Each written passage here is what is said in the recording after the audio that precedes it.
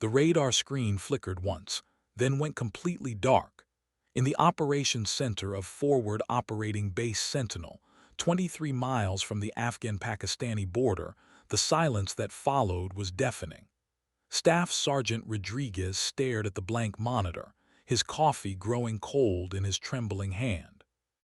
8 F-16 Fighting Falcons had vanished from radar contact simultaneously at 3:47 hours, their transponder signals disappearing as if someone had simply switched off a light.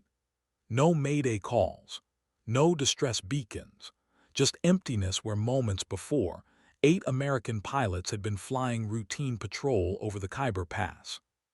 Colonel Marcus Henley burst through the door, his uniform hastily thrown over a white undershirt, boots unlaced. "Talk to me, Rodriguez. What happened to Viper Squadron?" The radar operator's voice cracked. "Sir, they were maintaining standard formation at Angels 25 then. Nothing. All 8 aircraft gone." Outside, the pre-dawn darkness of the Hindu Kush Mountains seemed to swallow the base whole. The only sound was the distant hum of generators and the whisper of wind across the tarmac where empty hangar bays gaped like missing teeth. Somewhere in those mountains, 8 pilots might be fighting for their lives, ejecting over hostile territory, or worse. The thought hung unspoken in the recycled air of the command center. Major Cassandra, Reaper, Volkov stood in the doorway, her flight suit pristine despite having been roused from her quarters. Her pale green eyes surveyed the chaos of the operations center with the cool assessment of someone who had seen worse nights than this. At 32, she carried herself with the quiet confidence of a pilot who had logged over 3,000 combat hours across 2 theaters of war. The silver wings on her chest caught the harsh fluorescent light, but it was the small purple heart ribbon that most people noticed first, a souvenir from a surface-to-air missile over Syria that had killed her weapons systems officer and left her flying a crippled F-15E Strike Eagle home on one engine. "Sir," she said, her voice cutting through the frantic chatter of radio operators and intelligence analysts, "I can find them." Colonel Henley turned, his face etched with the kind of exhaustion that comes from losing pilots under his command. "Reaper, we don't even know where they went down. The whole sector's gone black." Cassandra stepped closer to the radar display, her fingers tracing the last known positions of the missing aircraft. "I know that airspace better than anyone. I've flown night missions through those valleys for 18 months. If they're alive, they'll follow standard E&E protocols and head for the emergency rally points." The colonel's jaw tightened. Standard evasion and escape procedures meant the pilots would attempt to reach predetermined locations where rescue forces could extract them.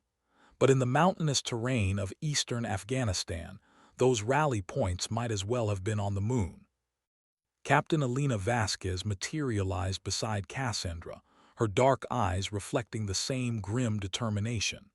As the squadron's intelligence officer, she had memorized every cave, every village, every goat path in their area of operations. "The weather's turning, sir.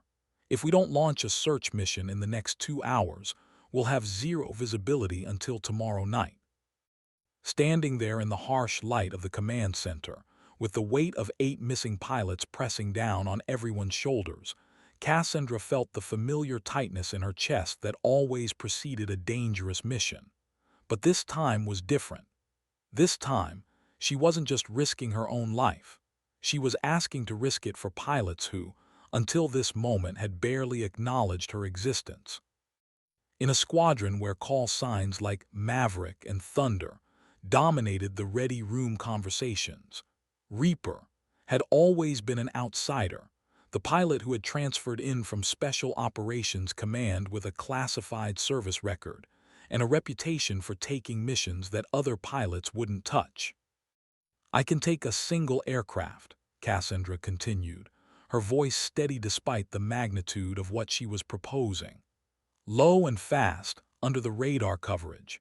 If I can establish radio contact with any of the survivors, we can coordinate a full-scale search and rescue operation." Colonel Henley studied her face, searching for any sign of the recklessness that had gotten so many pilots killed in these mountains. What he saw instead was the calm focus of a professional who understood exactly what she was volunteering for.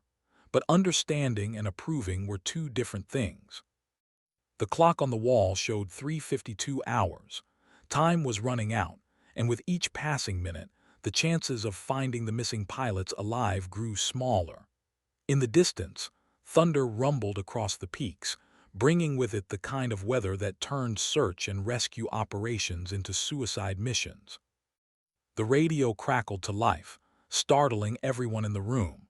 Through the static came a weak, intermittent signal, the automated emergency beacon from one of the missing F-16s. Rodriguez frantically adjusted his equipment, trying to triangulate the source, but the signal was too weak and broken to provide an accurate location. "It's coming from somewhere in the Spingar Range," he announced, his voice tight with concentration. "But I can't get a fix. The terrain's bouncing the signal all over the place." Cassandra moved to the large topographical map mounted on the wall, her finger tracing the jagged lines that represented some of the most dangerous flying territory in the world. The Spingar Mountains rose like broken teeth along the border, their peaks shrouded in clouds, and their valleys filled with the kind of crosswinds that could flip an aircraft upside down without warning. "There," she said, tapping a section of the map where three valleys converged. "If they went down in this area, they'd follow the river valley to the east. It's the only route that doesn't lead directly into Taliban territory." Captain Jake "Hotshot" Morrison, the squadron's youngest pilot, spoke up from across the room. "Reaper, that's a 50-mile search area in the worst weather conditions we've seen all month. Even if you find them, how are you going to get them out? One F-16 can't carry 8 pilots." The question hung in the air like smoke from a crashed aircraft.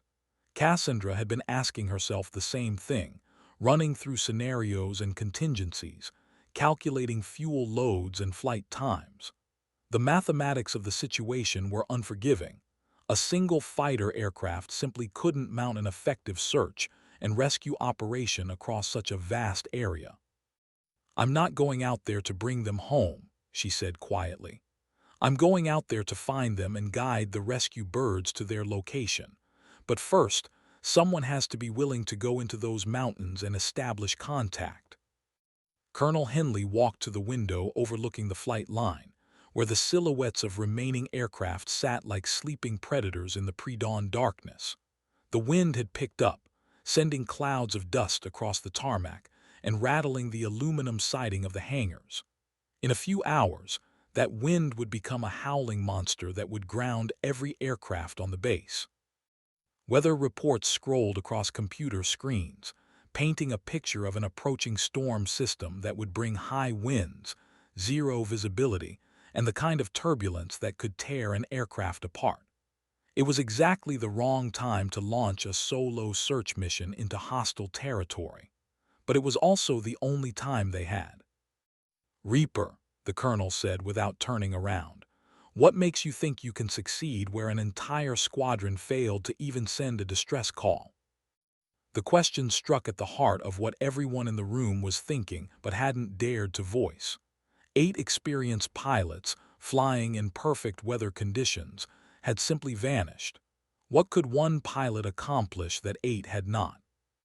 Cassandra's answer came without hesitation, delivered in the flat, emotionless tone that had earned her the respect of ground controllers from Baghdad to Kandahar. "Because I'm not going in there to fight. I'm going in there to listen." The silence that followed was broken only by the steady hum of communications equipment and the distant rumble of thunder. Everyone in the room understood the implications of what she had just said. While other pilots relied on radar, weapons systems, and electronic countermeasures, Cassandra had built her reputation on something far more fundamental: the ability to read the sky like a book, to hear the whispers of wind, and weather that warned of danger long before any instrument could detect it. Staff Sergeant Martinez, the squadron's senior enlisted advisor, cleared his throat. "Ma'am, With respect, you're talking about flying a single-seat fighter into a mountain range where we just lost 8 aircraft. Even if you find survivors, the extraction team won't be able to reach them until the weather clears. Then we hold them in place until extraction is possible, Cassandra replied. But first we have to find them, and that clock is ticking. She was right about the time pressure, and everyone knew it. Standard survival training taught pilots to find shelter and wait for rescue, but in the Hindu Kush, shelter was scarce, and Taliban patrols were constant. If the missing pilots were alive, they were probably moving, trying to reach the emergency rally points before enemy forces could locate them. Every hour that passed without contact reduced their chances of survival exponentially. Captain Morrison stepped forward, his boyish face creased with concern. "Reaper, I've flown with some of those guys for 2 years. If there was any way to help them, I'd be suiting up right now. But this isn't a mission, it's a death wish." The words stung, not because they were harsh, but because they reflected what Cassandra knew most of the squadron thought about her. To them, she was the outsider who had transferred in from the black world of special operations, the pilot who took unnecessary risks and somehow always managed to come home. They respected her skills, but they didn't trust her judgment, and they certainly didn't understand the drive that compelled her to volunteer for missions that others considered impossible. What they didn't know, what she had never told anyone, was that she had been in the same situation as those missing pilots once before. 3 years ago, over the skis of Syria, she had found herself alone and running out of fuel, with enemy fighters closing in and no hope of rescue. The pilot who had saved her life that night had been called Maverick by his squadron mates, but his real name was David Chen, and he had died 6 months later in a training accident that should never have happened. The memory of David's voice crackling through her headset, calm, professional, guiding her home through a maze of surface-to-air missiles and enemy interceptors, was what drove her to volunteer for search and rescue missions that other pilots wouldn't touch. It was what made her study terrain maps until she could navigate by memory, and what kept her awake at night studying weather patterns and enemy patrol routes. "Colonel," she said, her voice carrying a note of urgency that made everyone in the room pay attention, "those pilots are following the same survival protocols I would follow. They're moving toward the rally points, but they're doing it at night to avoid detection. If I can intercept their route before dawn, I can establish radio contact and coordinate with the rescue teams." Colonel Henley turned away from the window, his face showing the weight of command decisions that could mean the difference between life and death for American pilots. At 54, he had commanded fighter squadrons in 3 different theaters of war, and he had learned to recognize the difference between courage and recklessness. What he saw in Cassandra's eyes was something else entirely: the quiet confidence of a pilot who had calculated the risks and accepted them as part of the job. "The weather reports show sustained winds of 40 knots with gusts up to 60, he said. "Visibility dropping to 0 in the next 3 hours. Even if you make it to the search area, you won't be able to see anything." "Sir, I don't need to see them," Cassandra replied. "I need to hear them. Emergency radios have a range of about 20 miles in clear conditions. In the mountains, that drops to maybe 5 miles, but it's enough. If I can get close to their probable location, I can establish contact." The plan was simple in concept but terrifyingly complex in execution. She would take off alone, flying low to avoid radar detection, and navigate through the treacherous mountain passes using only her instruments and memory. Once in the search area, she would orbit at the lowest safe altitude, listening for emergency beacon signals or radio transmissions from the missing pilots. If she made contact, she would coordinate their positions with the rescue teams and guide them to safety. The margin for error was essentially zero. A single mistake, a momentary loss of spatial orientation, an unexpected downdraft, a navigation error of just a few degrees would mean flying directly into a mountainside at 400 miles per hour. But for 8 American pilots who might be fighting for their lives in hostile territory, it was a risk worth taking. Captain Vasquez approached the mission planning table, spreading out detailed photographs of the search area. "Reaper, if you're serious about this, we need to talk about ingress and egress routes. The radar coverage has gaps, but they're small and they move with the weather." Together, they began plotting a flight path that would take Cassandra through the valleys and mountain passes with the lowest probability of detection. It was a serpentine route that would add 40 minutes to her flight time and require her to navigate through terrain that was challenging even in perfect weather conditions. But it was also the only way to reach the search area without alerting every Taliban fighter and surface-to-air missile battery within 100 miles. "The fuel calculations are tight," Vasquez continued, running her finger along the proposed route. "You'll have maybe 30 minutes of search time before you have to turn back. That's not much margin for finding 8 pilots scattered across 50 square miles of mountain terrain." Cassandra nodded, already running through fuel consumption rates and contingency planning in her head. 30 minutes wasn't much time, but it was enough to cover the most likely survivor locations and establish radio contact if the missing pilots were following standard evasion procedures. The key would be efficient search patterns and a little bit of luck, two things that had kept her alive through more dangerous missions than she cared to remember. The radio squawked again, this time carrying a different signal, the unmistakable sound of an emergency locator beacon, weak and intermittent but definitely there. Rodriguez hunched over his equipment, fine-tuning the receiver and trying to extract every bit of information from the fragmented transmission. "I'm getting multiple signals now," he announced, his voice tight with concentration.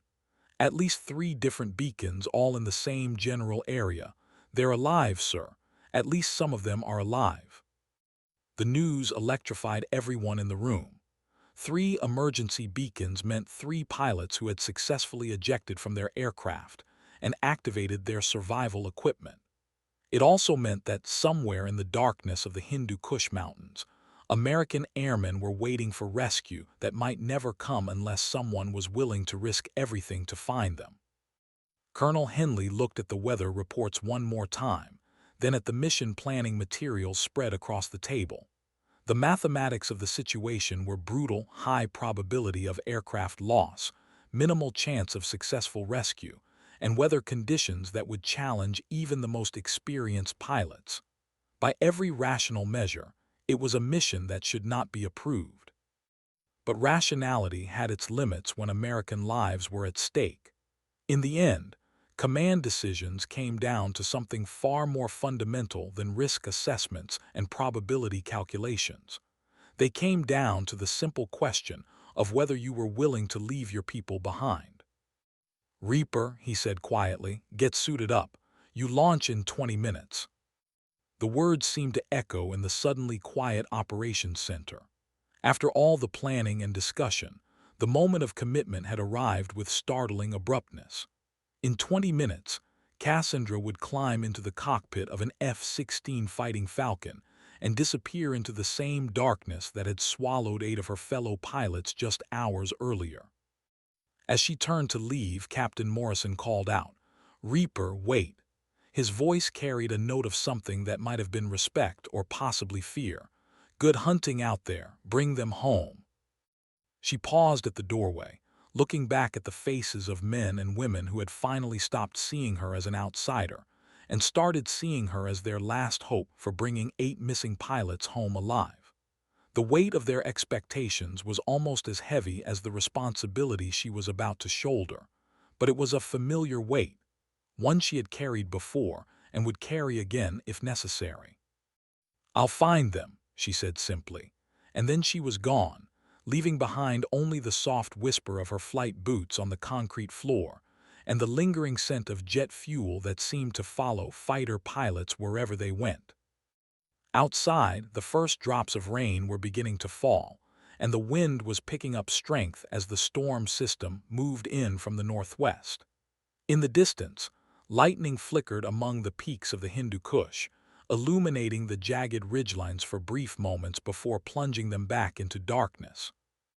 It was going to be a long night for everyone involved, but especially for one pilot who was about to fly alone into some of the most dangerous airspace in the world, guided only by her skill, her instincts, and an unshakable determination to bring her fellow aviators home.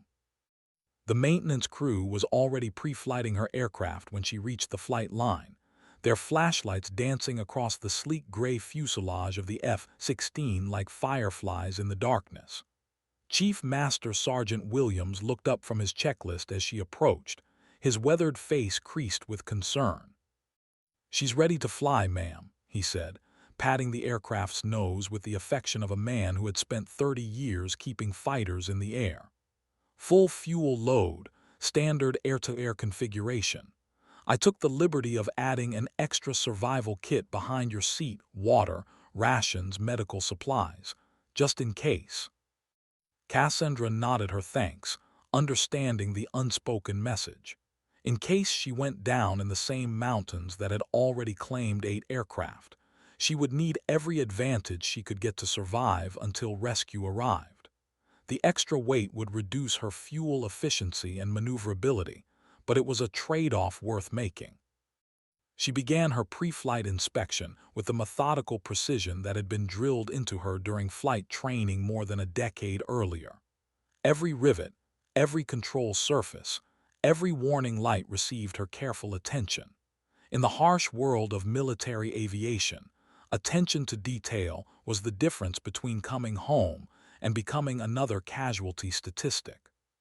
Tonight, with weather conditions deteriorating and 8 lives hanging in the balance, that attention to detail would be more important than ever. The cockpit of the F-16 was a familiar sanctuary, its instruments and controls arranged with the logical precision of a machine designed for one purpose: controlled violence delivered with surgical accuracy. But tonight, those same systems would be used for something very different. Instead of seeking targets to destroy, she would be searching for voices in the darkness, trying to establish contact with pilots who might be injured, scared, and running out of time. As she strapped into the ejection seat and began the engine start sequence, Cassandra allowed herself one moment to consider the magnitude of what she was attempting. 8 experienced pilots had vanished without a trace in conditions far better than what she was about to face. The logical part of her mind cataloged all the ways this mission could go wrong: mechanical failure, weather, enemy action, or simple pilot error in challenging conditions. But logic had its place, and this wasn't it. Somewhere in the mountains ahead, American pilots were waiting for rescue that would only come if someone was willing to risk everything to find them. It was a risk she had accepted the day she pinned on her wings, and it was a risk she would accept again tonight. The F-16's engine wound up to full power with a sound like controlled thunder, and Cassandra felt the familiar vibration that meant her aircraft was ready to fly.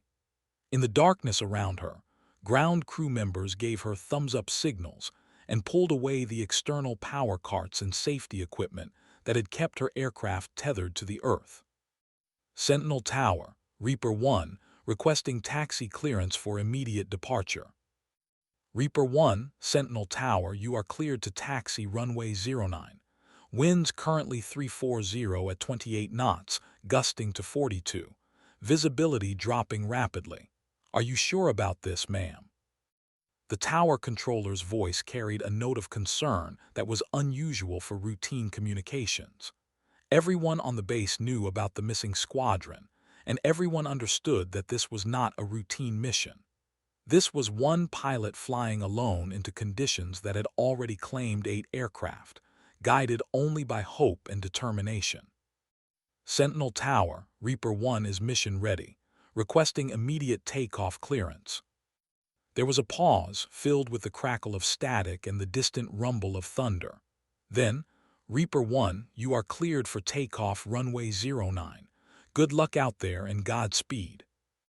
The words followed her as she advanced the throttles and felt 20,000 pounds of thrust push her aircraft down the runway and into the storm-darkened sky. Below, the lights of forward operating base Sentinel disappeared into the darkness, leaving her alone with her instruments and the daunting task of finding 8 needles in a haystack that covered thousands of square miles of the most unforgiving terrain on Earth. But as the F-16 climbed into the turbulent air above the Hindu Kush Mountains, Cassandra felt the familiar calm that always settled over her when the mission began in earnest. The planning was done, the risks were accepted, and now there was only the pure, focused challenge of flying and fighting and bringing everyone home alive. It was what she had been trained for, what she lived for, and what she was willing to die for if necessary. In the operations center far below, Colonel Henley watched the single radar contact that represented their last hope for finding the missing squadron. The blip moved steadily northwest, following the planned route through the mountain passes with the steady precision of a pilot who knew exactly where she was going and why. "Sir," Staff Sergeant Rodriguez called out, "I'm getting stronger beacon signals now. Definitely multiple survivors all in the same general area, if Reaper can reach them." "She'll reach them," the colonel said with more confidence than he felt. "She always does." But even as he spoke, he knew that this time was different. This time, Major Cassandra Volkov wasn't just risking her own life on a dangerous mission. She was carrying the hopes and prayers of everyone who had ever worn the uniform, everyone who understood that the most sacred promise made by military leaders was simple and absolute: we leave no one behind. In the darkness above the mountains, guided only by instruments and instinct, one pilot flew alone toward a rendezvous with destiny that would either bring 8 American airmen home alive or add her name to the growing list of those who had given everything in service to that promise. The storm was getting worse, the mountains were getting higher, and time was running out. But Major Cassandra, Reaper, Volkov had never backed down from impossible odds before, and she wasn't about to start tonight. The first indication that something was wrong came 15 minutes into the flight, when her radar warning receiver began chirping with the distinctive tone that meant enemy radar was painting her aircraft. Cassandra immediately descended to a lower altitude, using the terrain to mask her approach, but the warning continued intermittently as she navigated through the mountain passes. Taliban forces in the region had learned to position mobile radar units in the high passes, creating overlapping coverage that was difficult to avoid and impossible to predict. The radars themselves were relatively primitive, but they were effective enough to vector surface-to-air missiles or fighter aircraft toward intruding American aircraft.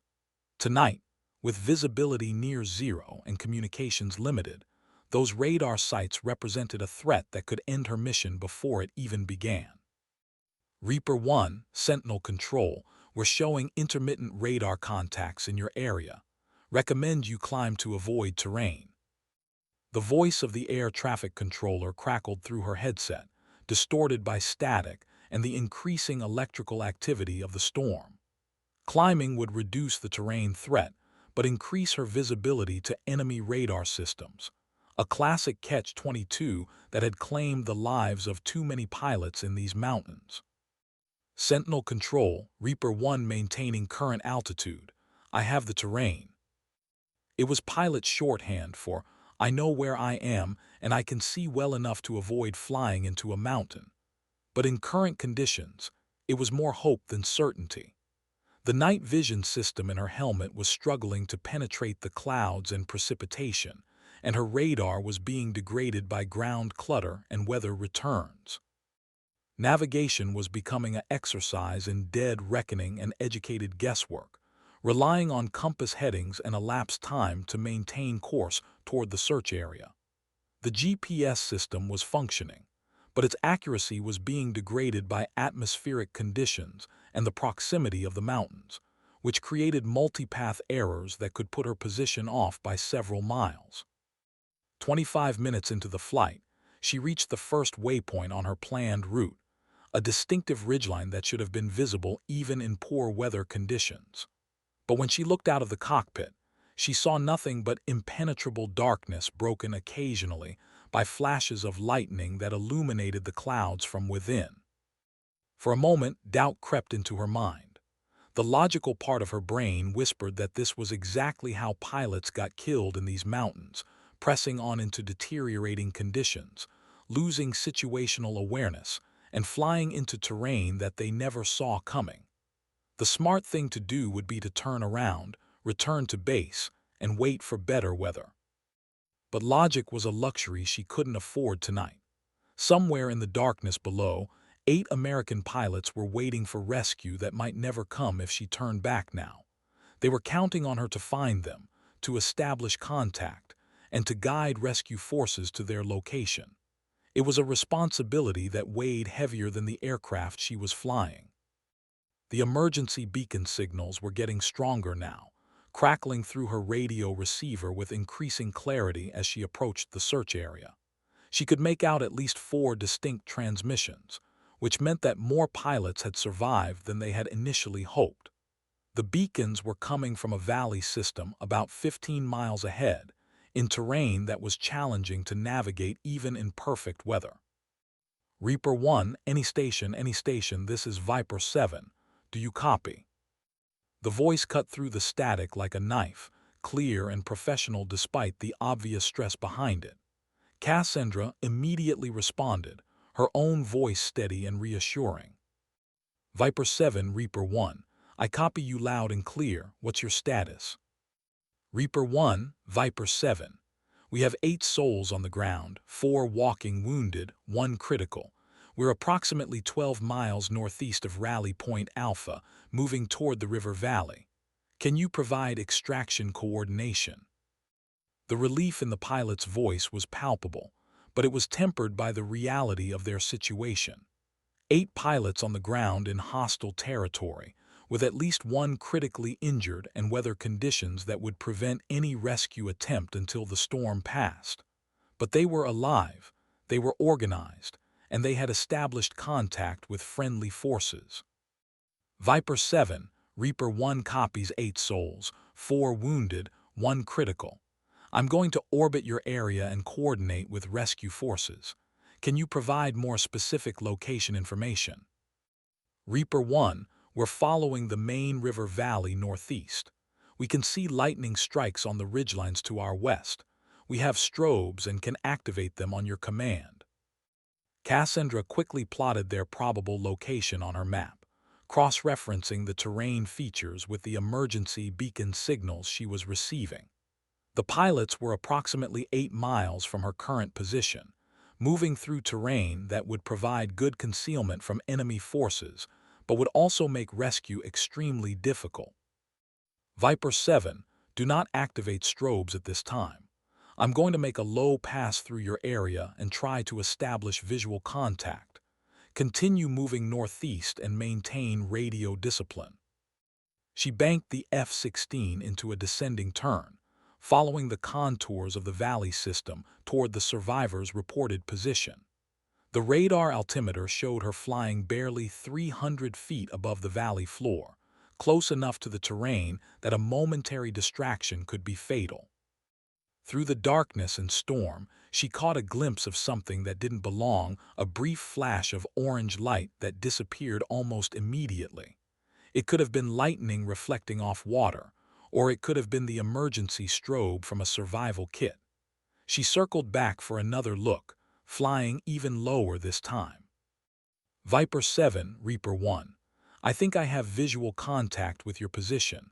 I see what looks like a strobe light in the river valley, approximately 2 miles north of the bridge. Can you confirm? Negative, Reaper 1. We don't have any strobes activated. Whatever you're seeing, it's not us. The words sent a chill down Cassandra's spine. If the light she had seen wasn't from the American pilots, then it was from someone else, most likely Taliban forces conducting their own search operation.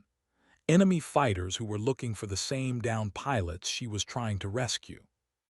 Viper 7, be advised you may have hostile forces in your area. Recommend you find concealment and hold position until I can coordinate close air support. Reaper 1, understood. We're moving to higher ground and will attempt to avoid contact. How long until rescue forces arrive? It was the question she had been dreading, because the answer was not what anyone wanted to hear. Weather conditions were deteriorating rapidly, and the storm system was expected to last for at least 12 hours. Even if rescue helicopters could launch immediately, they wouldn't be able to reach the survivors until the weather cleared. Viper 7, rescue forces are on standby, but weather is preventing launch at this time. Estimate 12 to 18 hours before extraction is possible. Can you maintain your position that long? The silence that followed was filled with the implications of what she had just told them. 18 hours on the ground in hostile territory, with limited supplies and at least one critically injured pilot. It was a survival situation that would test the limits of their training and endurance. Reaper 1, Viper 7. We'll make it work. Request you coordinate medical supply drop if possible. Our wounded need immediate attention. Medical supplies dropped from an F-16. In current weather conditions would be scattered across miles of mountain terrain, and the chances of the survivors finding them were minimal. But it was the only option they had, and any chance was better than no chance at all. Viper 7, I'll coordinate with base operations and see what we can arrange. In the meantime, maintain radio discipline and avoid contact with hostile forces. I'll remain on station as long as fuel permits. As she continued to orbit the area, Cassandra found herself thinking about the 8 pilots scattered across the valley below. Some of them she knew well. Captain Williams had been her wingman on several missions, and Lieutenant Commander Hayes had taught her the finer points of night navigation when she first arrived at the squadron. Others were newer arrivals who she had barely spoken to, but who were now depending on her to coordinate their rescue. The fuel gauge was showing the inevitable progression toward the point where she would have to return to base or risk running out of fuel over the mountains. She had maybe 15 minutes of station time left before she would have to start the long flight home, leaving the survivors alone in the darkness with enemy forces somewhere nearby. But 15 minutes could be enough to make a difference. 15 minutes could mean the difference between a successful rescue operation and 8 more names on the casualty lists. She adjusted her orbit pattern to provide better coverage of the area where the survivors were moving, and settled in for the most important quarter hour of her military career. Reaper 1, this is Viper 4. We have movement to our south approximately 1 mile. Looks like a patrol with vehicles. Request immediate air support. The transmission crackled with urgency, and Cassandra immediately adjusted her position to get a better view of the southern approach to the survivors' location. Through her night vision system, she could make out the distinctive heat signatures of vehicles moving through the valley, at least 3 trucks carrying what appeared to be armed personnel. Viper 4, Reaper 1 has visual on the patrol. Count 3 vehicles with approximately 20 personnel. They appear to be conducting a search pattern. Can you avoid contact? Negative, Reaper 1. We have 1 critical casualty who can't be moved quickly. If they maintain their current heading, they'll be on top of us in 10 minutes. The situation had just become exponentially more complicated. Taliban forces were closing in on the survivors' position, and there was no way to extract the American pilots before contact became inevitable. The only option was to drive off or destroy the enemy patrol, but that would require weapons that her aircraft wasn't carrying and authorization that might not come in time. Viper 4, I'm going to make a low pass over the patrol and see if I can discourage them from continuing their search. Stand by. She rolled the F-16 into a steep dive, descending toward the valley floor at nearly 500 miles per hour. The plan was simple: fly low and fast over the enemy patrol, using the sonic boom and engine noise to convince them that they were about to be attacked by American aircraft. It was a bluff, but it might be enough to make them reconsider their search operation. The trucks were clearly visible now, their headlights cutting through the darkness as they moved along what appeared to be a dirt road. She could see personnel dismounted and moving on foot, spreading out in a search pattern that would inevitably lead them to the American survivors. At 500 feet above ground level, she pulled the F-16 into a climb, the afterburner lighting up the sky like a meteor as she accelerated away from the target area. The sonic boom that followed would be heard for miles in every direction, a clear announcement that American air power was present and watching. Viper 4, Reaper 1. The patrol has stopped moving and appears to be regrouping. You may have bought yourself some time, but I don't think they're going to withdraw completely. Reaper 1, copy. We're moving to a more defensible position on the ridgeline. How much longer can you stay on station? The fuel gauge provided the answer before she could respond. 5 minutes of station time left, maybe less if she had to make any more high-speed passes. After that, she would have to return to base, leaving the survivors alone with an enemy patrol that was actively searching for them. Viper 4, I have about 5 minutes before I have to head home. I'm going to try to establish contact with rescue coordination and see if we can get some immediate support out here. Reaper 1, copy. Thanks for everything you've done. We'll hold position and wait for extraction. The professionalism in the pilot's voice was remarkable considering the circumstances. Shot down in hostile territory, being hunted by enemy forces, with one critically injured comrade and no immediate prospect for rescue, and still maintaining military bearing and calm radio discipline. It was the kind of performance that reminded her why she had volunteered for this mission in the first place. She switched radio frequencies to contact the Rescue Coordination Center, hoping that someone had managed to launch a search and rescue mission despite the weather conditions. What she heard instead was a series of status updates that painted a grim picture of the resources available for immediate response. Rescue Control, Reaper 1. I have contact with 8 survivors in the Spin Gar Valley system. They have enemy forces in their immediate.